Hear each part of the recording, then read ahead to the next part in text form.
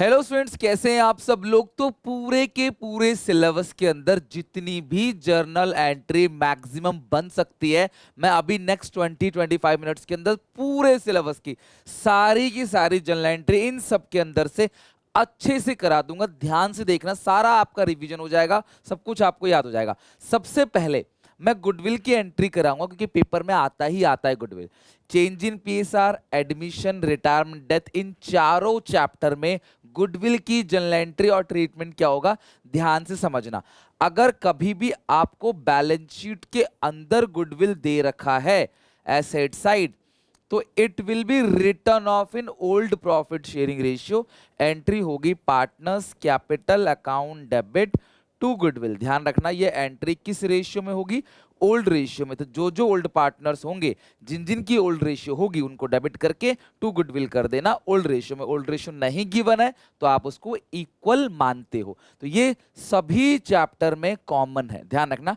Dissolution के अंदर जो गुडविल बैलेंस शीट के अंदर होता है वो बढ़ता नहीं है, उसका ट्रीटमेंट ये नहीं है, ये डेथ तक की है। डिसोल्यूशन के अंदर जो गुडविल होता है वो रियलाइजेशन अकाउंट के डेबिट साइड जाता है और फिर उसको बोलता है कितने का बेचा गया है। नहीं बेचा गया है तो नील मानते हैं उसको, राइट। तो ये ध्यान रखना कि अगर कोई भी चैप्टर हो गुडविल बैलेंस शीट के अंदर है, यानी एडमिशन, रिटायरमेंट, डेथ, चारों चैप्टर के अंदर, तो उसको राइट ऑफ करेंगे। All partners capital account debit to goodwill, और ये ओल्ड रेशियो के अंदर होगा। एडमिशन में दो ओल्ड होते हैं, रिटायरमेंट में 3 ओल्ड होते हैं, ध्यान रखना। और चेंज इन पीएसआर में तो सारे ही ओल्ड होते हैं, कोई नया नहीं होता, ना कोई आ रहा है ना कोई जा रहा है। अब बात करते हैं एडिशनल पॉइंट में जो गुडविल है, ध्यान समझना। चेंज इन पीएसआर, रिटायरमेंट और डेथ, इन तीनों चैप्टर में एडिशनल पॉइंट में जो गुडविल होता है उसका कॉमन एंट्री होता है। इन तीनों चैप्टर के अंदर एक ही एंट्री है, एडमिशन में बस अलग है। तो क्या एंट्री होती है, गेनिंग टू सेक्रीफाइसिंग। गेनिंग मतलब जो गेन कर रहे हैं, सेक्रीफाइसिंग मतलब जो सेक्रीफाइस कर रहे हैं।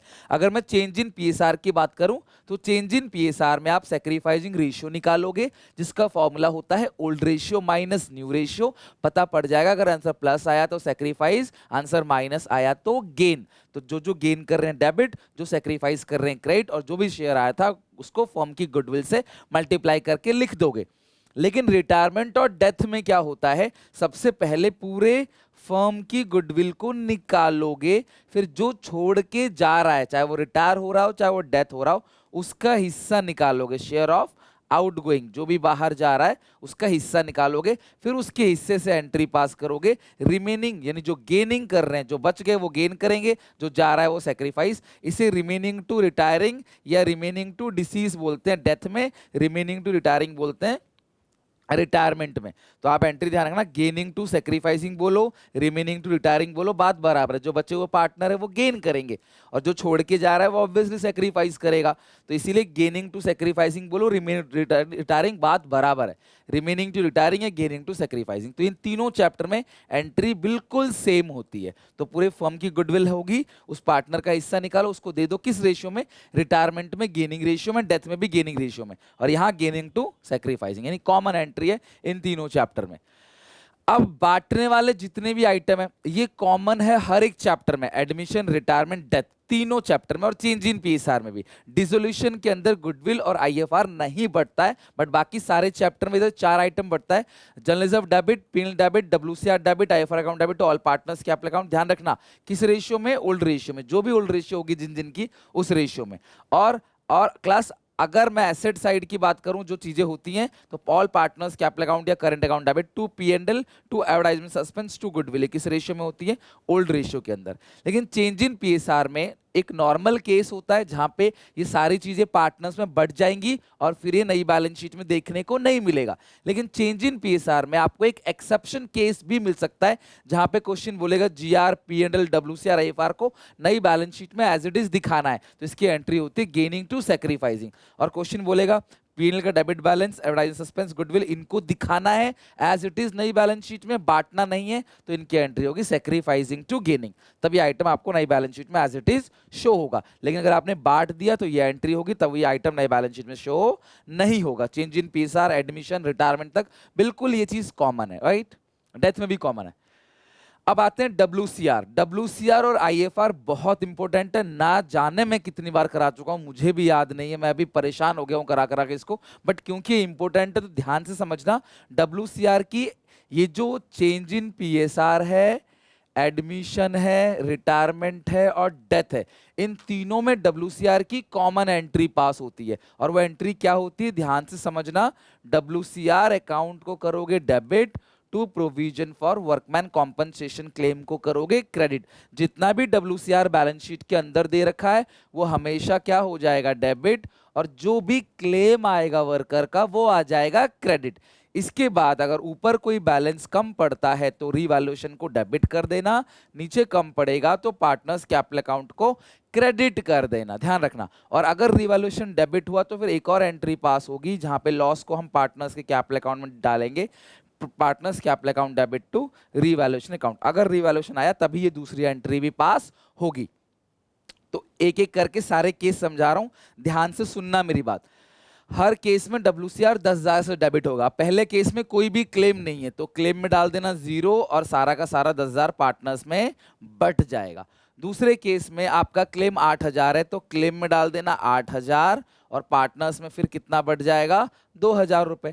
तीसरे केस में क्लेम 10,000 है तो रिवैल्यूएशन 10 आ जाएगा और क्लेम में 10,000 आएगा, नीचे कुछ नहीं आएगा, ऊपर रिवैल्यूएशन में भी कुछ नहीं आएगा। क्लेम अगर मान लो 12,000 है तो ऊपर आएगा 10, नीचे आ जाएगा 12, फिर ऊपर 2,000 डेबिट, फिर 2,000 पार्टनर्स के कैपिटल अकाउंट में बांट देना आपने। और लास्ट है, अगर बैलेंस शीट में कोई भी क्लेम नहीं है लेकिन बैलेंस शीट में कोई रिजर्व नहीं है लेकिन क्लेम बन गया है 9,000 का, तो बैलेंस शीट में रिजर्व नहीं तो ये 0, तो ये जो भी 9,000 का क्लेम बना है वो रिवैल्यूएशन में चला जाएगा, फिर रिवैल्यूएशन के थ्रू वो पार्टनर्स में चला जाएगा। सारे केसेस इसी एक एंट्री पे बेस्ड है। बहुत सारी क्लासेस वीडियोस लाइव लेने के बाद मेरा गला एकदम डेड हो चुका है। कल सुबह, परसों सुबह 24 तारीख को सारे बच्चे जरूर आना 4 बजे, मैं एक एक करके पूरा सिलेबस फिर से अच्छे से हर एक चीज़ का रिवीजन करा दूंगा। जो भी नीचे क्लेम होता है वो नई बैलेंस शीट में एज इट इज चला जाता है कि वो क्लेम एडमिट हो गया, हमने क्लेम कर लिया जी, हाँ भाई ये लाइबिलिटी है। अच्छा, IFR के सारे ट्रीटमेंट ध्यान से समझना कैसे होंगे। आपकी जो एंट्री पास होगी इसके अंदर भी एक ही एंट्री पास होती है, investment fluctuation reserve account debit. जितना भी IFR है उसको आपने डेबिट कर देना है।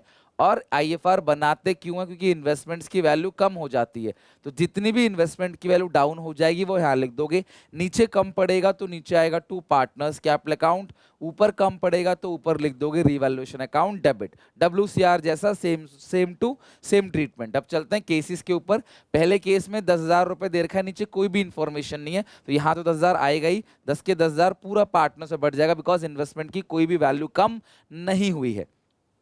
अगले केस में मार्केट वैल्यू 194 6,000 से कम हो गई तो यहाँ पे आ जाएगा 6,000, पार्टनर से बढ़ जाएगा 4,000, ऊपर 10,000 ही रहेगा हमेशा।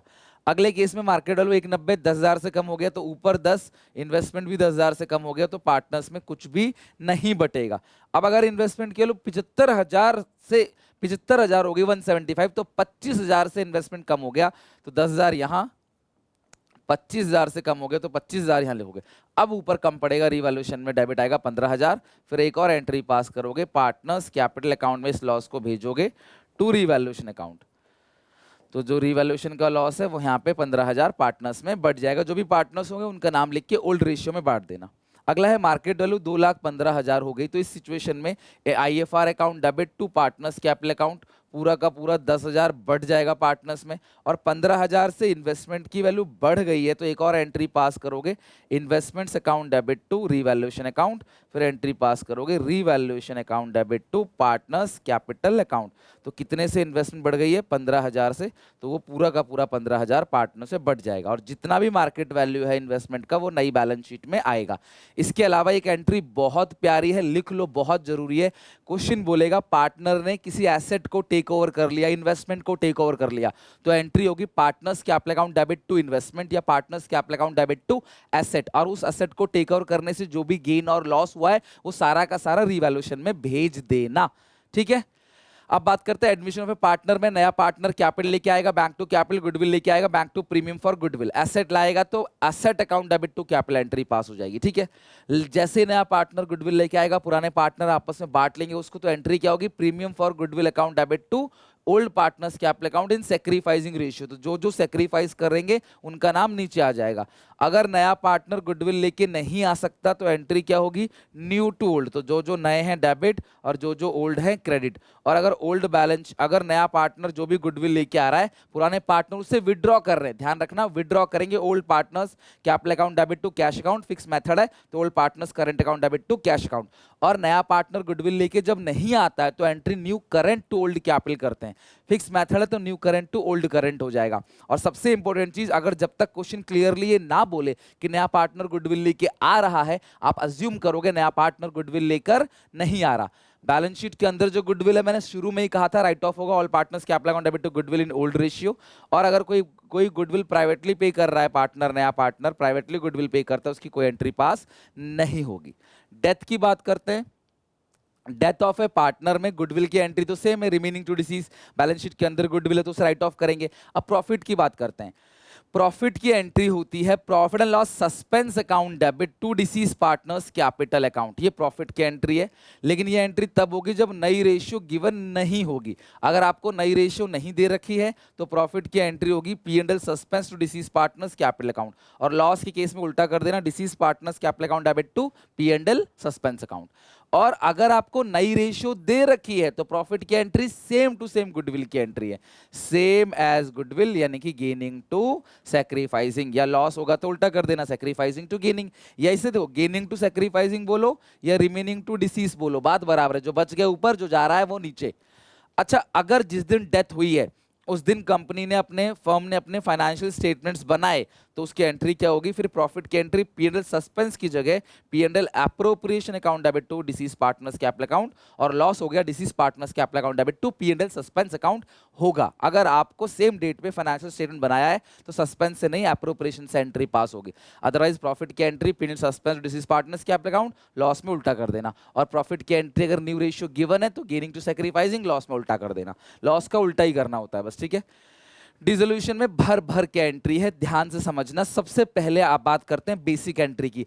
कोई भी एसेट बिकेगा, कोई भी एसेट बिकेगा तो आप क्या करोगे, बैंक को डेबिट करोगे। अगर उस एसेट को पार्टनर ले जाता है तो पार्टनर्स कैपिटल अकाउंट को डेबिट करोगे टू रियलाइजेशन अकाउंट, ठीक है। कोई भी एसेट अगर बिकेगा तो बैंक टू रियलाइजेशन, उस एसेट को पार्टनर ले जाएगा, partners capital account debit to realisation. कोई भी लायबिलिटी की पेमेंट अगर होती है तो एंट्री करोगे realisation account debit to bank account. अगर उस लायबिलिटी को पार्टनर कहता है मैं ले जाऊंगा तो realisation to partners capital account. इसके अलावा ये दो बहुत कॉमन एंट्री है, बांटने वाले सारा आइटम की एंट्री पता है, बस इस चैप्टर के अंदर इन्वेस्टमेंट फ्लक्चुएशन रिजर्व और गुडविल नहीं बढ़ता, बाकी सारी चीजें बढ़ती हैं।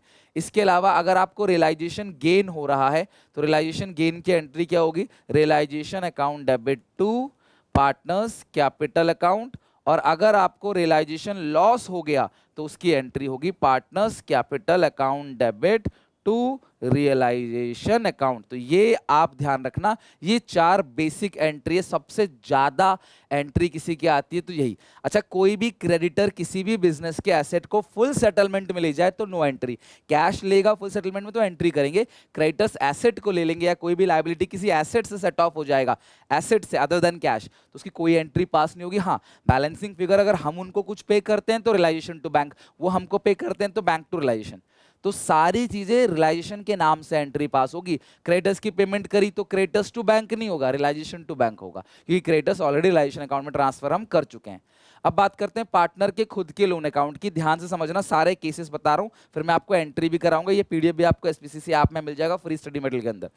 अगर मान लो बैलेंस शीट में लायबिलिटी साइड किसी पार्टनर का खुद का लोन है, सेल्फ लोन है, तो उसका लोन अकाउंट बनेगा, यहां लिखोगे बाई बैलेंस बीडी, उसका जो भी बैलेंस है आप यहां लिख देना। दो बातें होंगी, या तो वो पैसे लेगा टू कैश या बैंक, या तो वो बिजनेस से अपने लोन के बदले कोई एसेट ले लेगा। इसके बाद कोई बात नहीं, दो ही बातें होंगी, या तो वो पैसे लेगा या तो वो बिजनेस से किसी एसेट को लेगा। अगर पैसे लेता है तो टू कैश या बैंक, एसेट लेता है तो टू रियलाइजेशन।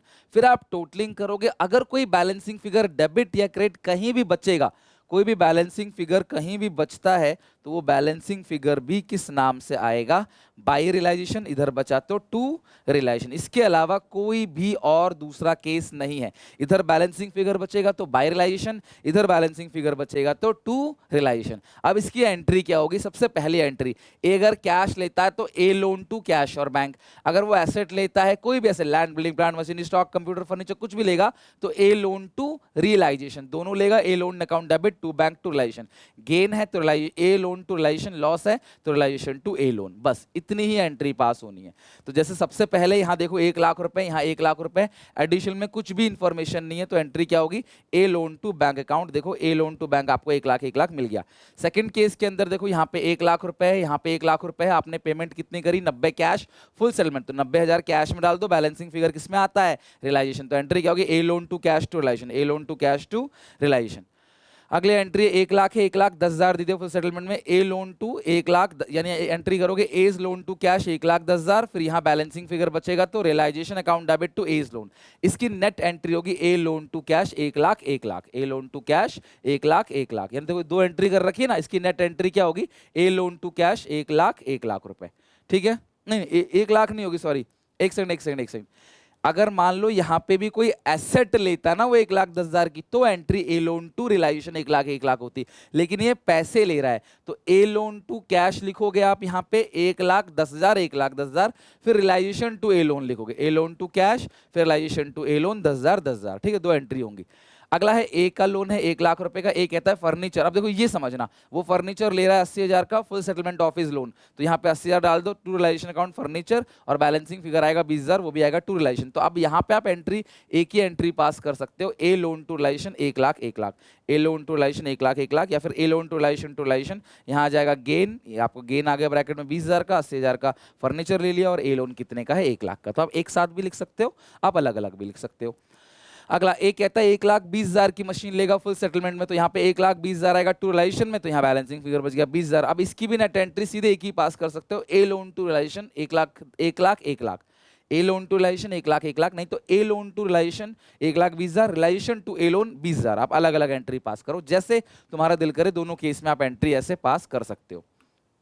अगला है ए का लोन जो वो 40,000 का है, बैलेंस कैश, ए का लोन 1 लाख का है, 40,000 स्टॉक ले लेगा, बाकी कैश आ जाएगा। तो बाई बैलेंस बीडी में लिख दो 1 लाख रुपए, 40,000 कैश लेगा तो, सॉरी 40,000 का स्टॉक लेगा तो टू रियलाइजेशन में लिखो 40,000, और जो भी बैलेंसिंग फिगर है वो कैश में आएगा। तो इसकी नेट एंट्री क्या होगी? A loan account debit to realisation 40 to cash 60, A loan to realisation to cash. ये लिख के इसलिए दे दिया ताकि आपको इसी पीडीएफ से देख के अच्छे से रिवीजन आप कर सको।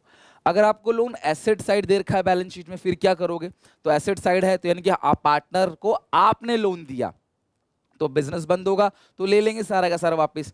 तो यहाँ पे बी के लोन में लिख देंगे टू बैलेंस बीडी, और यहाँ पे आएगा बैलेंसिंग फिगर बाय बैंक। इसके अलावा और कोई केस नहीं बनता। यहाँ पे एक ही एंट्री होती है इसकी, सिर्फ एक ही एंट्री होगी, पार्टनर से पैसा ले लेंगे जो हमने उसको लोन दिया था, क्योंकि बिजनेस बंद हो रहा है। तो bank account debit to partner loan account, बस यही एक एंट्री पास होगी और कुछ नहीं। अगला है WCR के सारे केसेस डिसोल्यूशन के अंदर। डिसोल्यूशन के अंदर भी WCR के केसेस होते हैं, ध्यान समझो क्या केस है, और वो अलग होता है एडमिशन रिटायरमेंट डेथ वाले WCR से। ध्यान सुनो, बैलेंस शीट में WCR 12,000 का है, एडिशन में कोई भी इंफॉर्मेशन नहीं दे रखी है, तो आप सारा बांट दोगे WCR account debit to partners capital account, old ratio में, एक ही रेशियो होता है इसके अंदर, पूरा 12,000 बढ़ जाएगा। अब वर्कर के लिए जोड़ा था 12,000, नुकसान 4,000 का हुआ है। ध्यान समझना, जितना भी नुकसान होता है, ध्यान से सुनो, जितना भी नुकसान होगा उसको रियलाइजेशन में ट्रांसफर करोगे, उसकी पेमेंट कर दोगे। तो WCR टू रियलाइजेशन ट्रांसफर कर दिया 4,000, फिर 4,000 की पेमेंट होगी, realisation account debit to bank account 4,000 की पेमेंट कर दी। अब जो बचा हुआ 8,000 है वो पार्टनर से बढ़ जाएगा, WCR to partners capital account 8,000। तो जितना एडिशनल पॉइंट में लिखा हुआ है उसको ट्रांसफर करो, उसी की पेमेंट करो, जो भी बैलेंस बचेगा वो पार्टनर्स में बढ़ जाएगा। अगर कम पड़ता है तो वो रियलाइजेशन में डेबिट साइड चला जाएगा। देखो सारे केसेस, वर्कर के लिए जोड़ा है 12,000, नुकसान भी 12,000 का हुआ है, तो 12,000 ट्रांसफर, 12 की payment, WCR to realisation 12,000 realisation to bank. कोई भी पेमेंट होती है तो एंट्री रियलाइजेशन टू बैंक की होगी, चाहे वो किसी की भी पेमेंट हो। 12,000 आपने पे कर दिया।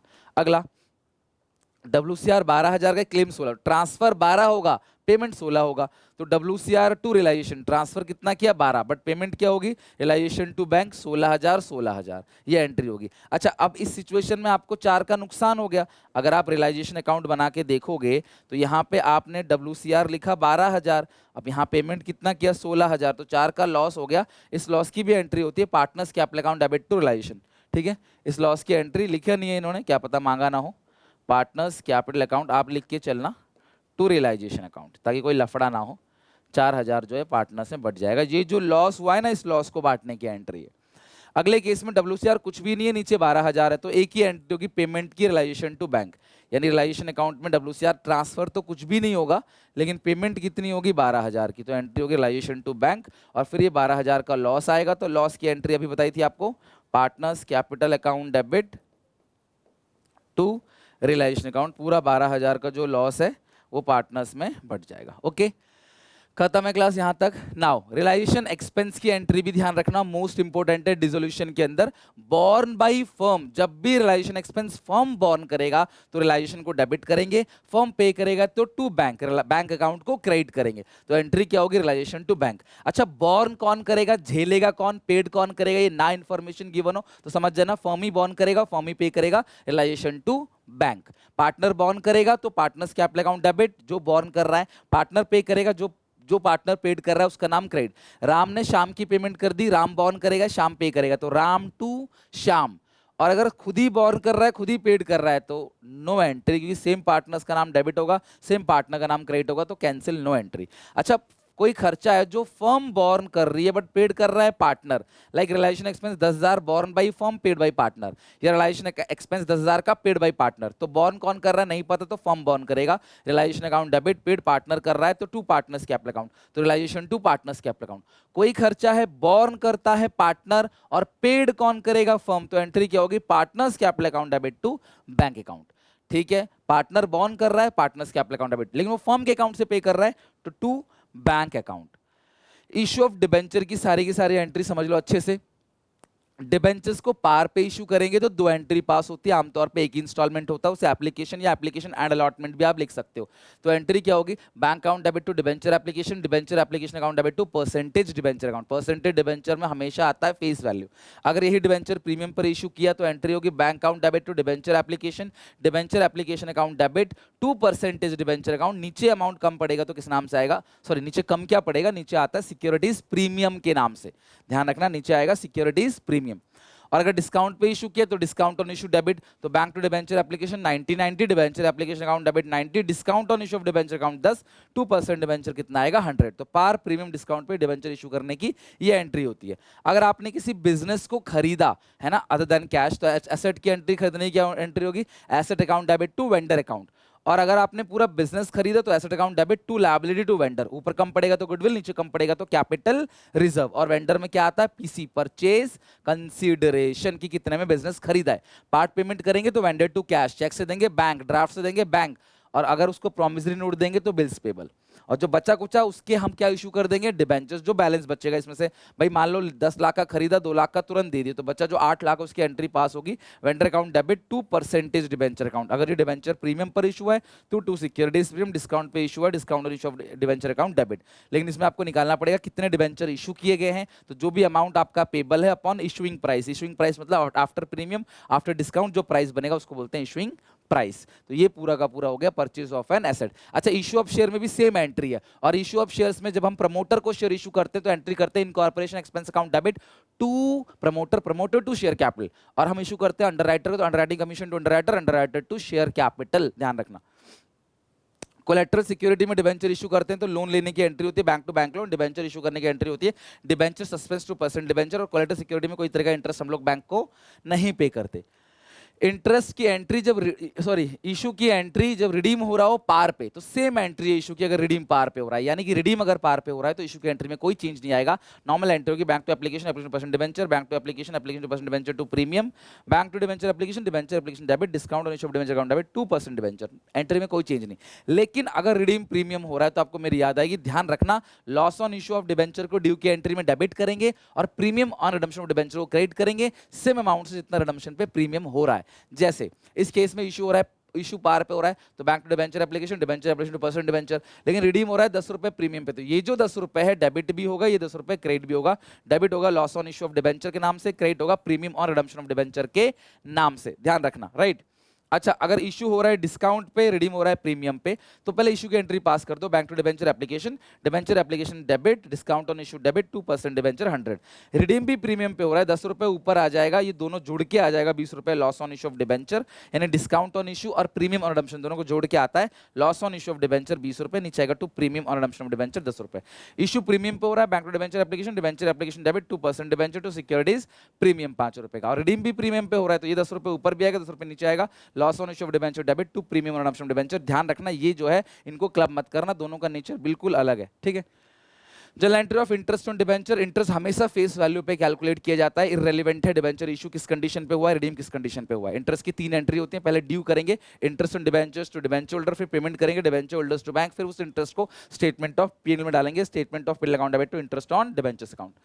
जब भी डिस्काउंट ऑन इशू और लॉस ऑन इशू है, दोनों को मिलाकर हम लॉस ऑन इशू एक साथ बोलते हैं, उसे राइट ऑफ करना है। इशू देखो 10 रुपए के डिस्काउंट पे हुआ है, रिडीम 5 रुपए के प्रीमियम पे, तो ये 15 का 15 रुपए डेबिट होगा loss on issue of debenture के नाम से, उसको राइट ऑफ करेंगे। किससे? पहली priority SPR securities premium account debit, फिर बैलेंसिंग फिगर जो भी कम पड़ेगा स्टेटमेंट ऑफ पेनल, नहीं पड़ेगा तो नहीं लेंगे, टू डिस्काउंट और loss on issue of debentures account. Done है क्लास यहाँ तक? आई होप आपको ये सारा का सारा अच्छे से समझ आ गया। तो मैंने कोशिश करी है कि सारी की सारी जनरल एंट्री आपको अच्छे से करा दूं, तो आई होप आपको अच्छा लगा होगा, सीखने को मिला होगा। मिलते हैं नेक्स्ट वीडियो में, बहुत सारी चीजें हैं, 24 तारीख को लाइव मत भूलना, और आज जो भी टॉप 5 क्वेश्चन आएंगे उनको भी अच्छे से कर लेना। All the best, before exam मॉक्स जरूर जरूर जरूर हर बच्चा लगा के जाना।